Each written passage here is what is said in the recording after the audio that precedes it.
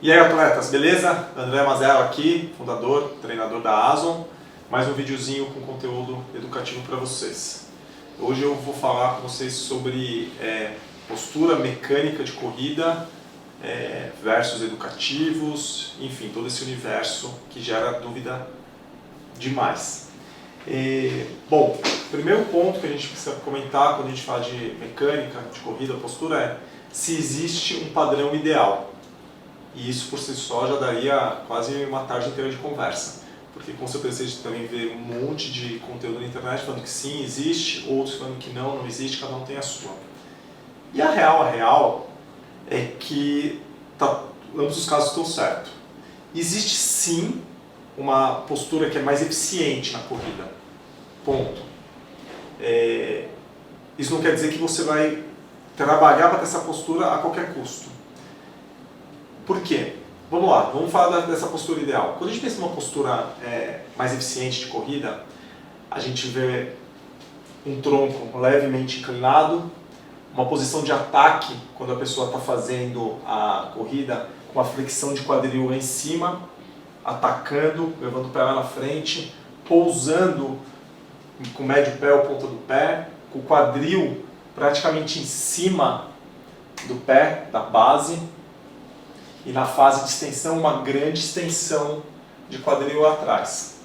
Além disso, um braço relaxado, sem estar lá embaixo, uma flexão aí mais ou menos de 90 graus do cotovelo, o punho sempre na linha do quadril, é uma boa referência, o tronco levemente inclinado, a cervical também olhando para frente, e o braço se movimentando lateralmente sem cruzar na frente do corpo. Então, seria um beabá, uma postura legal. Todo mundo vai fazer essa postura, vai ficar fazendo educativo e não sei o que lá, isso vai mudar? Não. Por quê? A gente começa a correr, o nosso padrão motor é formado lá na nossa primeira infância. Então, alguns mais, outros menos, todo mundo brincou, jogou bola, praticou numa escolinha de esporte, tem pessoas que não fizeram nada, então já começaram a correr com 30 anos e vão ter um padrão motor muito diferente. Então, não adianta essa pessoa que não tem esse padrão motor chegar no treino, ouvir tudo isso aqui que o André falou e falar, não, agora eu vou pisar dessa forma, porque não vai dar certo. Não vai dar certo, e aí é o que muito fisioterapeuta fala, inclusive você pode se machucar se você tentar correr forçadamente nessa postura dita ideal. Aqui na ASO, vou pegar alguns exemplos, dois exemplos que eu sempre dou, o meu e do Fê Calisto, meu sócio. Ele tem uma postura que o pessoal fala incrível, elegante, e eu sou todo torto. Fato. Eu nunca me machuquei correndo. Então assim, não está associado essa postura à prevenção de lesão como todo mundo fala. Eu posso aperfeiçoar? Posso. Mas esse meu padrão motor foi construído quando comecei a correr, quando tinha 13 anos. O Fê tem outra vivência, veio diferente, tal, então ele expressa diferente a postura dele. O Lopes tem uma postura incrível, uma postura que todo mundo fala, nossa, impressionante como corre. Mas tem outros alunos nossos, tem dois alunos nossos, vou falar aqui porque eles são ponta firme, a Érica e o Matheus, que são os dois maiores tempos de maratona na Azon, eles não têm uma postura ideal. E são os dois melhores tempos de maratona. A Érica tem 3,7, 3,8, 3,8, Fê? 3,8. 3,8 na SP City, uma prova duríssima. O Matheus fez 2,44 em Porto Alegre. Então são tempos expressivos, sem ter a melhor postura. Então aí já é importante ter um conceito. Isso vai melhorar minha performance? Nem sempre. Mas isso é para outro conteúdo, mas só para deixar claro. Não é isso que vai fazer a diferença. Bom, existe um ideal, esse ideal não é a todo custo. Quando a gente pensa nesse padrão ideal, o mais importante que vocês têm que pensar, que gera muita confusão, é uma postura perfeita, ela é uma consequência, ela é uma expressão da capacidade de cada um de nós. Editor, Vini, põe na tela a foto da Miranda. Miranda é uma aluna nossa. Eu quero que vocês olhem a postura dela nessa foto aqui, que foi na Tribuna de Santos desse ano, 2025.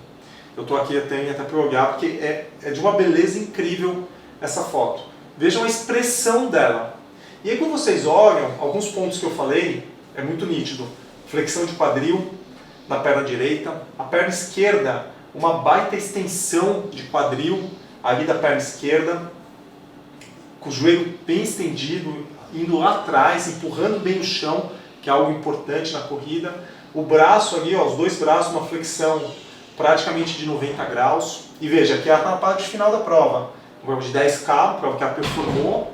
Está nos últimos 2 km, porque na hora são os últimos 2K, então ela já está cansada e ainda assim ela está numa postura muito legal. Guarda essa informação porque eu vou falar um pouquinho dessa fases da corrida, né, fases da mecânica ao longo de uma prova. Então quando vocês olham para a Miranda nessa foto, quando eu falo de expressar uma capacidade, não é todo mundo que consegue ter essa postura, e não que a gente não possa treinar para isso, galera. Mas ela tem a capacidade de expressar essa postura. Por quê? Porque ela tem força, porque ela tem mobilidade e alongamento, né? E ela ser leve, é uma menina extremamente performática e leve, ajuda. Porque quanto mais peso corporal você tiver, você precisa de mais força. E é muito difícil desenvolver força, é uma coisa que você faz fácil. Então quando você vê aquela extensão da perna esquerda dela lá atrás, envolve muita força ali, muita mobilidade do quadril. Quando você vê ali o tronco dela alinhado, mesmo no 8K, envolve muita força do core para subir ali o joelho, que ela tá não vou fazer ainda, subindo o joelho direito, envolve força de quadríceps. Por ela ter força, ela consegue expressar essa postura perfeita. E aqui mora a grande pegada quando a gente pensa em mecânica versus educativos. A gente trabalha educativos aqui, né, como no aquecimento, que a gente faz aqui na aula, nos treinos presenciais, quem está online tem o vídeo. Só que aqui os educativos têm um caráter muito mais de aquecimento, porque eles vão trazer uma força pequena, principalmente para quem está começando, que não tem quase força quando você está começando uma atividade física. Todas as pessoas que expressam uma postura igual a Miranda está expressando nessa imagem, é a construir essa força, um treino de força, seja um treino de força específico na corrida, seja um treino de força, um treino de força de fortalecimento, né, de academia específico para a corrida, seja um treino de força em loco na corrida. Como você treina força na corrida? Com subidas, descidas, com pisos duros, enfim. Além de uma biologia de cada um de nós, né, que ela já carrega esse traço de força desde sempre. Então, a gente precisa desenvolver essas capacidades para conseguir expressar esse movimento. A gente fazer o aquecimento é importante, vai ajudando aos pouquinhos, mas não adianta ficar fazendo skipping, né, que é aquele aquecimento que a gente faz aqui, ó, levantando o joelho e tal, porque aquilo não vai fazer com que você consiga expressar essa imagem igual a da Miranda, essa postura igual a da Miranda. A gente precisa trabalhar isso muitas vezes fora da corrida, mobilidade fora da corrida. E aí a postura ideal, a postura mais eficiente, acaba sendo uma consequência de tudo isso que ela pode expressar. Eu, como eu falei, eu não tenho uma postura muito boa. Não é das melhores, aliás é bem ruinzinha. Porque eu sou uma pessoa pesada, para a minha altura eu sou bem pesado para o seu corredor. E por que eu sou pesado? Porque eu atualmente não estou tão disciplinado quanto deveria com a minha alimentação. Ponto final, eu assumo meus BOs, né? Eu não tenho força suficiente para expressar, então eu tenho uma postura ok, mas não chega nem perto de uma postura igual a da Miranda. Isso é bem importante vocês terem nítido com vocês, pessoal. Façam educativos, mas vocês não mudam a postura, como muitos de vocês pedem, e hoje de manhã eu estava no Celeste conversando com os alunos sobre isso.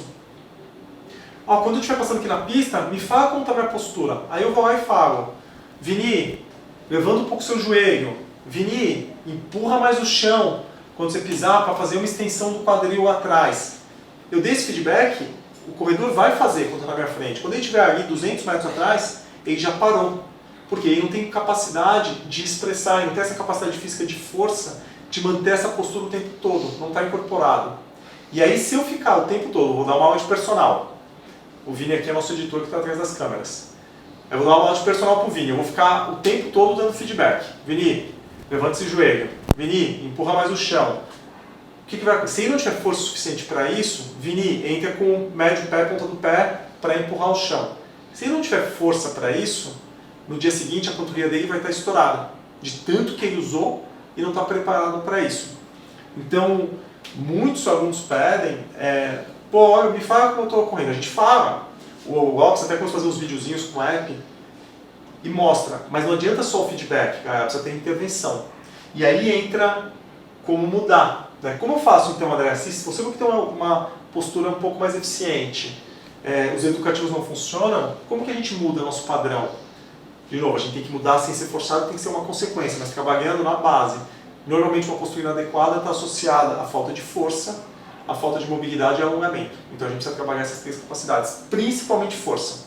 E aí eu falo, o peso corporal entra na equação, porque quanto mais peso corporal, você precisa de mais força para expressar, né, para carregar esse peso. Então, quando a gente olha e vê que tem um déficit na postura, que não é mais adequado, é força que a gente precisa trabalhar. Não ficar fazendo educativos aos milhares, não ficar só pedindo feedback, porque vocês não vão conseguir sustentar isso. O corpo não está preparado, o corpo não consegue expressar essa postura. Lembre-se sempre disso, uma postura legal, dita ideal, é uma expressão da sua capacidade. Eu comentei que a Miranda estava na reta final, mantendo ainda uma postura muito boa. Né? Isso é muito normal quando a gente pega uma prova. Essa é uma prova de 10K. Em provas mais longas, a Miranda é uma pessoa muito rápida. Eu acho que ela fez essa prova em 42 minutos, se eu não me engano.